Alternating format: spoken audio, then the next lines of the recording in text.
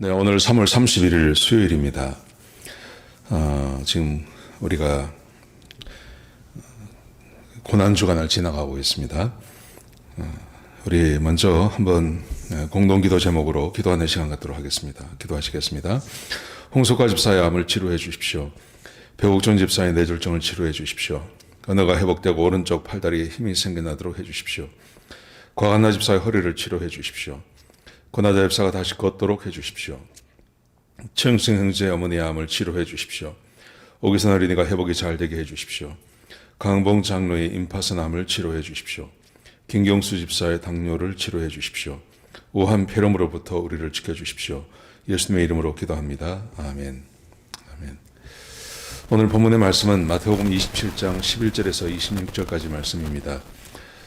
지금 우리들이 고난주간을 지나가고 있습니다. 고난주간을 지나가고 있는데 이번 주 성금요 예배, 금요일 8시에 각 가정에서 성금요 예배를 드리겠습니다. 작년처럼 가정마다 성만찬을 하겠습니다. 그래서 가장께서 인도해 주시고 포도주스죠. 포도주스하고 그리고 밀가루로 만든 떡, 또띠아도 괜찮고요. 아니면 집에서 만드셔도 되고 사진에 나와 있는 대로 그렇게 준비하셔서 그날 우리가 다 같이 성만찬 할 수 있도록 좀 그렇게 준비해 주시기 바랍니다. 지금 오늘이 수요일입니다. 수요일인데 예수님께서 최후의 만찬을 하시고 겟세마네의 동산에서 기도하신 것은 목요일입니다. 그리고 예수님이 체포를 당하시고 빌라도에게 신문을 당하시고 십자가에 못 박히신 것은 금요일입니다.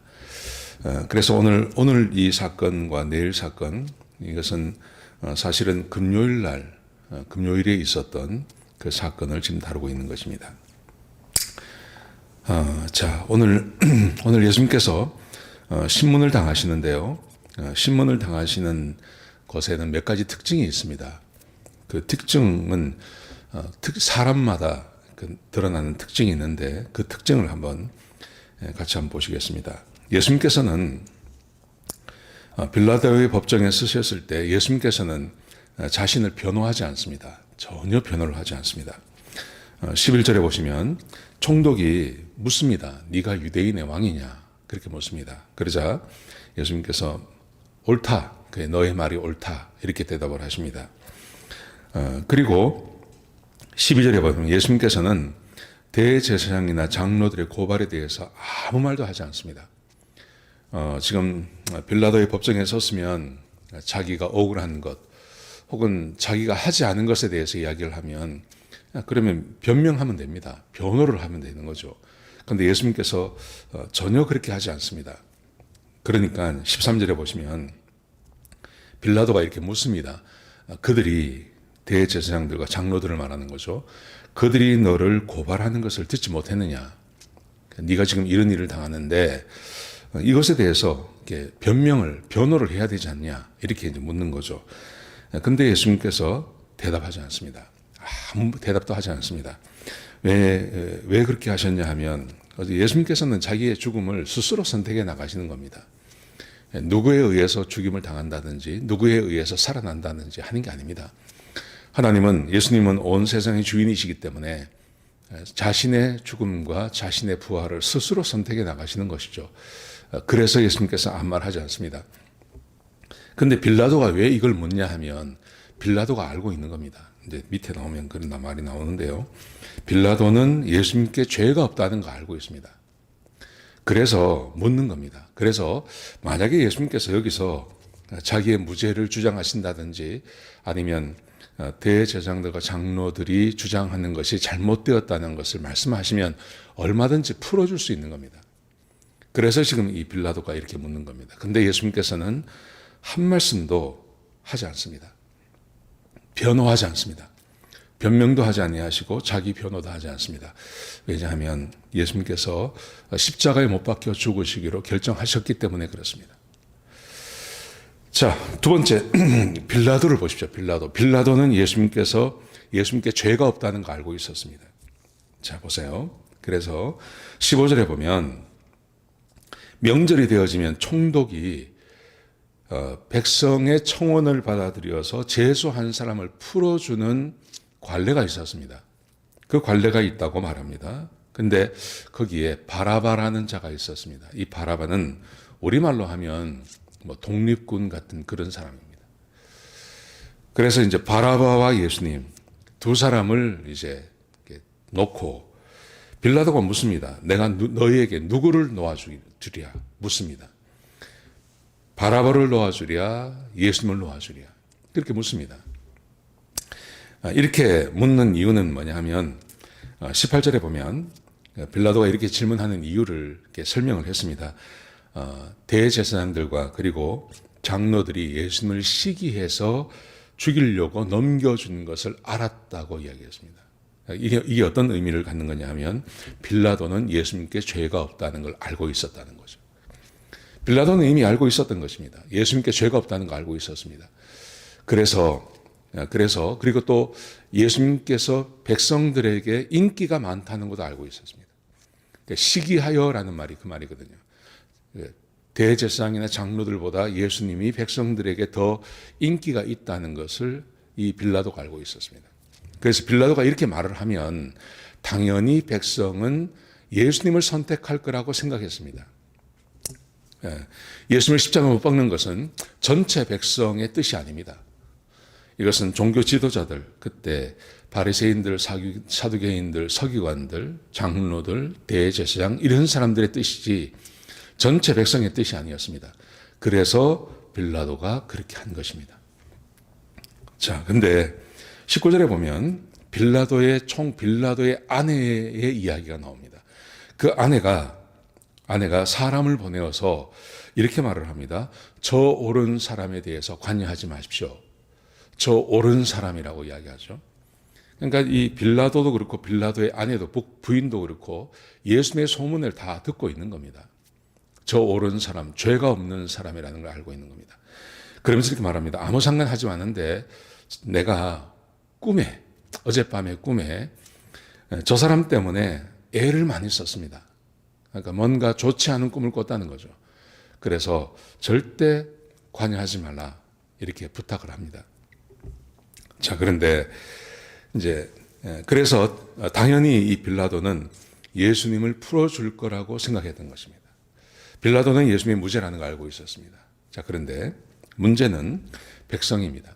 백성이 선동을 당합니다.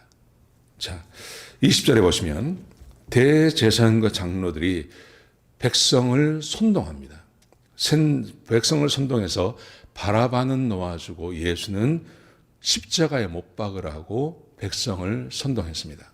그랬더니 백성이 선동을 당합니다. 그래서 자 21절 보십시오. 총독이 백성에게 묻습니다. 둘 중에 바라바와 예수님 중에 누구를 놓아줄까 그랬어요. 그랬더니 선동을 당한 이 백성들이 바라바를 놓아달라 그럽니다. 이 빌라도가 깜짝 놀라는 거죠. 깜짝 놀라서 다시 묻습니다. 그러면 그리스도라고 하는 예수는 내가 어떻게 하랴?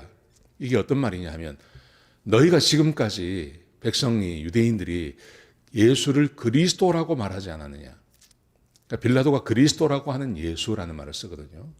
선생이라는 말을 쓰지 않습니다. 랍비라고 말을 쓰지 않고 그리스도라고 하는 너희가 예수를 그리스도라고 이야기했고 바로 며칠 전에 주일날 일요일에 예수님께서 예루살렘에 입성할 때 너희가 그리스도라고 하지 않았느냐.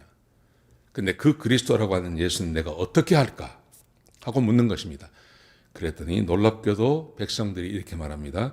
십자가에 못 박혀야 하리다. 십자가에 못 박으라고 이야기해요. 그래서 빌라도가 다시 묻습니다. 그가 무슨 악한 일을 했느냐? 그는 죄가 없다. 죄가 없는데 왜 십자가에 못 박으라고 하느냐? 그랬더니 이 사람들이, 이 백성들이 더욱 소리질러 소리를 지르면서 십자가에 못 박혀야 하겠다고 그렇게 소리를 지르고 있는 겁니다. 백성이 선동을 당했습니다. 정치인들은 그렇게 말을 합니다. 세상에 가장 우매한 것이 백성이라고요. 개돼지라는 말을 요즘 쓰고 있지 않습니까? 우리는 교육을 받고 우리는 적어도 대학 교육을 다 받고 세상의 이치를 얼마나 잘 압니까? 그럼에도 불구하고 선동당하지 않습니까? 이렇게 선동당합니다. 참 아쉬운 일이죠. 근데 요즘만 그런 일이 벌어지는 게 아니라 2000년 전에도 그런 일이 벌어졌고요. 2000년 전의 사람들만 이런 일이 있는 게 아니라 지금도 마찬가지입니다. 지금도 그렇습니다. 선동을 당합니다. 자, 선동을 당하니 빌라도 보십시오. 빌라도는 예수님께 죄가 없는 거 알고 있었습니다. 그런데 이제 빌라도에 대해서는 이렇게 말을 합니다. 24절에 보시면 밀란이 나려는 것을 보고, 밀란이 나려고 하는 걸 보니까 그래서 물을 가져다가 무리 앞에서 손을 씻으며 이르되 이 사람의 피에 대하여는 나는 무죄하다. 너희가 당하라. 그렇게 말합니다. 예수님께 죄가 없는 거 알고 있습니다. 그런데 백성이 밀란을 일으키려고 하는 걸 보고 어쩔 수 없어서 그 예수님을 내어주면서 나는 죄가 없다. 이렇게 말합니다. 여러분, 지금 이 재판의 과정을 쭉 생각해 보십시오. 예수님께서는 아무 죄가 없으십니다.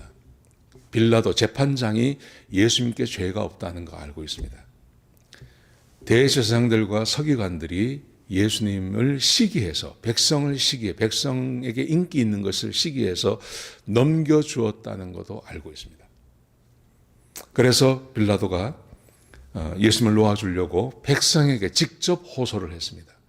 그런데 선동을 당한 백성들이 예수님을 죽이라고 소리 지릅니다.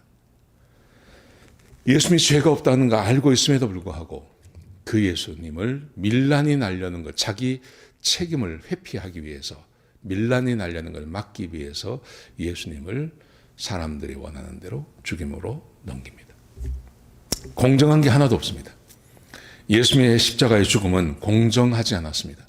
재판도 공정하지 않았습니다. 백성들의 마음도 공정하지 않습니다. 공정한 게 하나도 없습니다. 예수님께서 제자들에게 여러 번 이런 말씀을 하셨습니다. 세상이 너희를 미워하면 놀라지 마라. 세상이 나를 미워했기 때문에 너희도 미워한다. 이렇게 말합니다. 여러분, 요즘 세상의 분위기를 보시면 한국도 그렇고 미국도 그렇고요. 교회가 얼마나 많은 핍박을 받는지 모릅니다. 여러분, 그러면서 한국에서 많은 분들이 그렇게 말을 합니다. 우리가 잘못해서 그렇다. 이렇게 말하는 분들이 계십니다. 저는 그 말에 동의합니다. 사람들이 모여있는 교회가 어떻게 완전할 수 있겠습니까? 지상에 있는 교회는 완전하지 않습니다. 우리가 잘못한 거 있습니다. 여러분, 그런데 우리가 잘하면, 교회가 잘하면요, 어떨까요? 교회가 잘하면. 그러면 세상이 교회를 향해서 박수를 쳐줄까요? 예수님께서 죄가 있으셔서 고난당하십니까? 예수님께서 죄 때문에 십자가에 못 박혀 죽으시는 건 아니거든요. 그런데 그 예수님께서 말씀하셨습니다. 세상이 나를 미워하기 때문에 너희도 미워할 거라고 이야기하셨습니다. 얼마 전에 한국에서 한국의 천주교에 주교 한 사람이 돌아가셨어요. 주교 한 분이 돌아가셨는데 제가 그 장례식을 봤습니다. 그러니까 조문 오고 이런 걸 내가 이렇게 관심이 있어서 봤는데 아주 희한하게 하더라고요. 성당 안에다가 주교의 시신을 모셔다 놨는데 마치 북한에서 하는 것처럼요. 시신을 놓고 관에다 놓고 관 위에다가 투명한 유리로 이렇게 덮었어요. 이렇게 덮어놓고 이렇게 시신을 다 보도록 이렇게 관 위에 이렇게 유리로 이렇게 뚜껑을 만들어 가지고 이렇게 눕혀놓고 사람들이 와서 조문을 해요. 근데 그 조문에 누가 왔냐 하면 조계종에 있는 스님들이 왔어요. 스님들이 와서 조문을 하고, 그리고 조문을 하는데 이제 불교식으로 조문을 하더라고요. 그래서 한 여덟 분이 와서 목탁을 두드리며 하는 겁니다. 그게 이제 찍혀인 거예요. 찍혀서 이제 그걸 다 내보낸 거죠. 사람들이 그걸 보고 사람들이 얼마나 환호했는지 모릅니다. 저게 진짜 종교라고 이야기를 합니다. 저게 진짜 종교다. 저게 진짜 종교다. 그렇게 말을 하더라고요. 저게 진짜 종교의 정신이다. 서로 화합하고 다른 종교를 받아주고 그렇게 말을 하더라고요. 여러분 세상이 그런 거 아닙니까? 세상이 지금 우리에게 뭘 요구할까요? 우리의 색깔을 버리라는 겁니다. 구원의 믿음을 버리라는 겁니다. 유일신 사상을 버리라는 겁니다. 다른 곳에도 믿음이 있다고 구원이 있다고 말하라는 겁니다. 여러분 그것 때문에 지금 고난받고 있는 겁니다. 교회가 뭔가를 못해서 그런 거 아닙니다.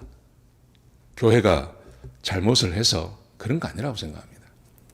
아무리 잘해도 세상은 교회를 항상 핍박하고 우리는 핍박받게 되어 있습니다. 세상은 공정하지 않습니다. 여러분 그러므로 예수님께서 당하신 이 마지막의 이 일을 보십시오. 공정하지 않습니다. 우리도 세상에서 이런 일을 얼마든지 당할 수 있다는 거 기억하셔야 됩니다. 우리가 아무리 깨끗해도 우리가 아무리 도덕적으로 발라도 우리가 아무리 공정한 길을 간다 하더라도 세상은 교회를 향해서 박수치지 않습니다. 교회가 세상으로부터 박수를 받으려면요, 우리의 믿음을 버리면 됩니다. 우리의 유일신 사상을 버리면 됩니다. 우리의 구원론을 포기하면 됩니다. 그러면 세상은 교회에게 박수를 보냅니다. 자, 두 번째 우리가 생각할 수 있는 것은 이것입니다. 하나님의 뜻대로 냅니다. 오늘 본문에서 예수님께서는 죽음의 길을 가시는 거죠. 예수님께서 오늘 돌아가신다고 말씀하셨습니다. 그런데 유대인의 지도자들은 밀란이 날까 하니 오늘은 하지 말자 그랬습니다. 그런데 하나님의 뜻대로 예수님께서 죽임을 당하시는 거죠. 세상은 하나님의 뜻대로 갑니다.